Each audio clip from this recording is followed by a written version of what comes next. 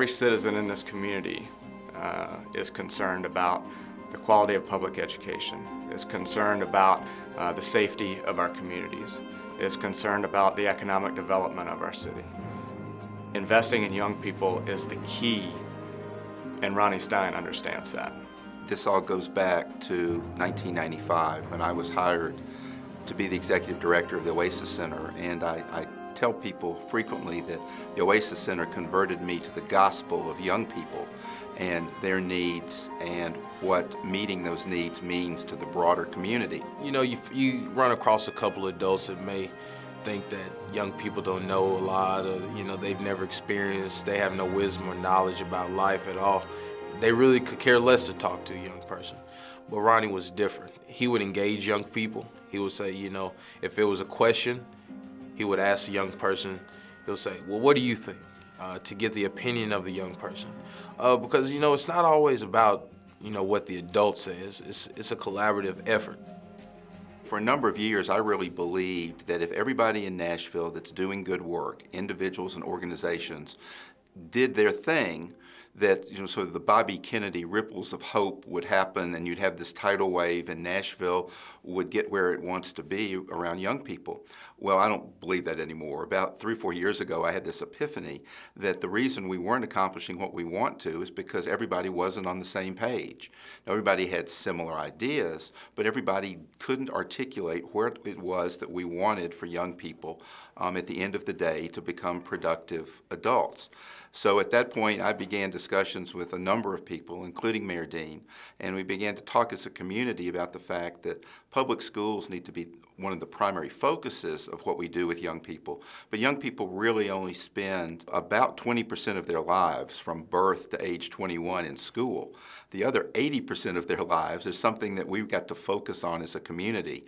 And that really precipitated the discussions that have led to the creation of the Child and Youth Master Plan.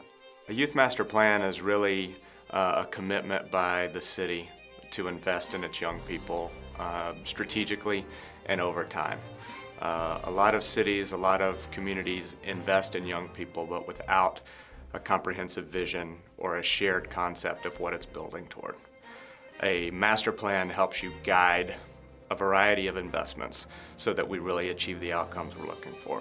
Mayor Dean appointed 3 of us, myself, Renata Soto, who is the director of Conexión Americas, and Jairus Cater, who was then a senior at Martin Luther King High School, to head up a task force of 50 people, and we were given 6 months to put together a comprehensive plan for children and youth for all of Davidson County.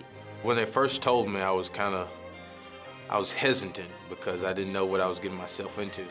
With such great people, a part of the task force, and with the expertise that they had, I felt like I couldn't bring something to the table.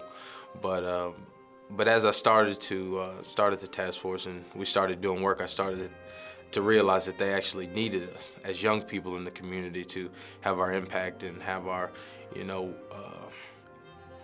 just have our input on what youth needed in Nashville. Because as older people, you've been young once before, but the set of challenges that young people face today are totally different from the challenges that you may face when you were a young person. So I took it as a privilege. We convened 55 practitioners, nonprofit leaders, faith-based leaders, all disparate groups, but all who have, on a day-to-day basis, their work in mind and their needs and agenda in mind. And what we came up with was a blueprint that contains 14 agreed upon outcomes.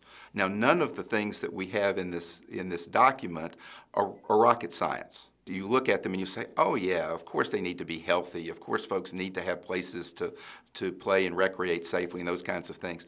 But the genius and the importance of this is that for the first time in this city's history, all of those things are written down and they're agreed upon, and so everybody has a sense of where we're going, and that shouldn't ever be underestimated, because you can't get where you want to be if everybody doesn't agree upon where that is. None of this recreates a wheel anywhere in the city. We are building upon the great work of nonprofits and churches and individuals. Folks can go to this document, they can go to this Youth Master Plan, and it's like a big buffet. And you can go through the buffet and you can think, this is what I'm doing with my life. These are the things we want to accomplish for young people, and I can pick and choose the ones that I can impact most significantly. And that's just a huge thing for our community, because it enables folks to find their niche, to do their thing, but it all leads to the same end result. And that for our community is a giant step forward. When I think about Ronnie Steine and his work on the Child and Youth Master Plan, I think about driven leadership. I think about focus.